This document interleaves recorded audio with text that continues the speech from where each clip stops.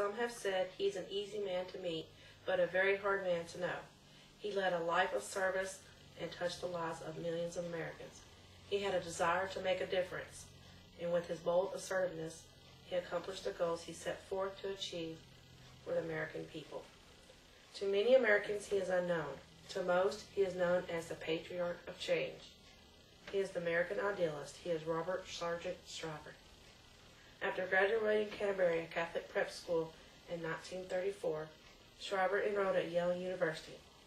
He received his Bachelor of Arts degree in 1938. He then attended Yale Law School and earned an LLB degree in 1941.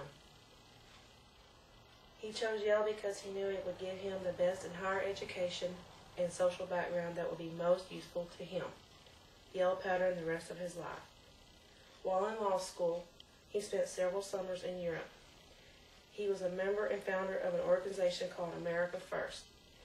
He was to observe the effects of World War I and the growing tensions that World War II would soon bring on.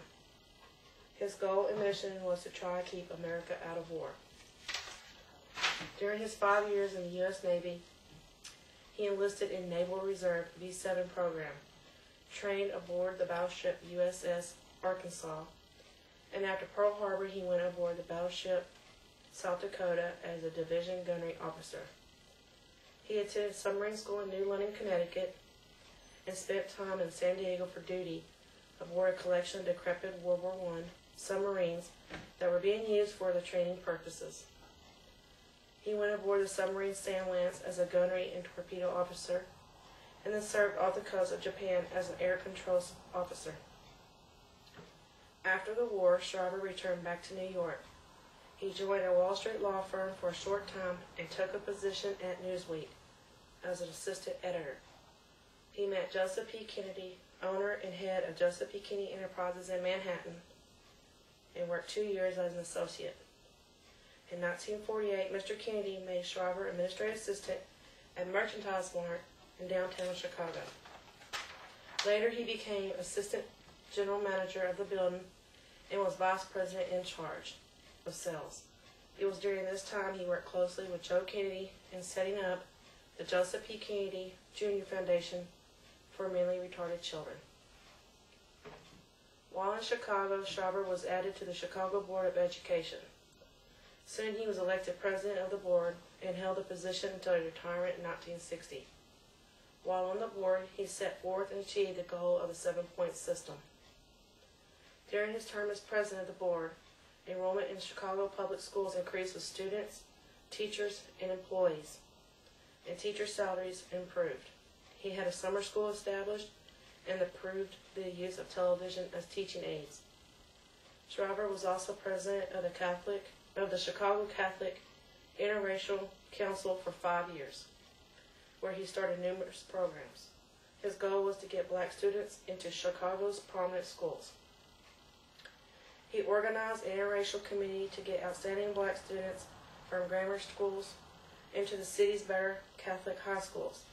He assembled study days where 1,000 to 1,500 Catholic high school students came together for a discussion on interracial problems.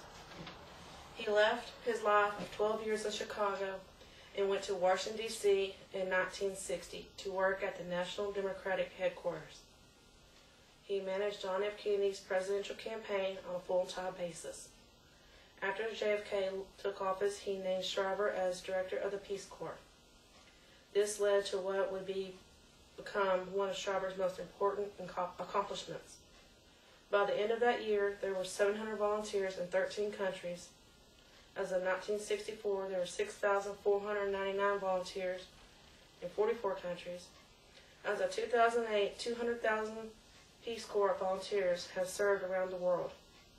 He has developed volunteer activities in more than 50 countries from 1961 to 1966. After President Johnson took office in 1964, Shriver continued to direct the Peace Corps. Johnson named Shriver to head his proposed war on poverty. This will come to be his most difficult and challenging job of his career. In April the same year, the Office Economic Opportunity was established. This would provide job training, work-study programs, loans, and grants to poor farmers. Shriver became head of the agency until 1968. During this time, he was also the president's special assistant, and the president requested him to attend all cabinet meetings. He served as U.S. ambassador to France, and after his return, he founded and served as chairman of the Congressional Leadership of the Future to organize campaigns for Democratic candidates during the 1970 congressional races. Life after politics, Shriver became a partner with a law firm in Washington, D.C. He specialized in international law and foreign affairs. He returned to politics for a brief time.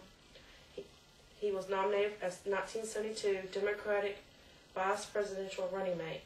In 1976, he sought after the Democratic nomination for president. He cut it short and returned back to private life and went back to work at Washington law firm and retired in 1986 and was named counsel to the firm. During this time, he became counsel to Rockefeller University, an organization to research and educate in biomedical science. He was also selected president of the Special Olympics and became chairman of the board. During his involvement with the Special Olympics, he directed the operation and development of sports programs for special needs children around the world. Shriver has founded well-known programs such as Head Start, Vista, Job Corps, Family Planning, Legal Services, the Shriver Center, and many other well-known programs. Besides all of Shriver's works, programs, and organizations, I cannot forget to mention his numerous honors, medals, and awards.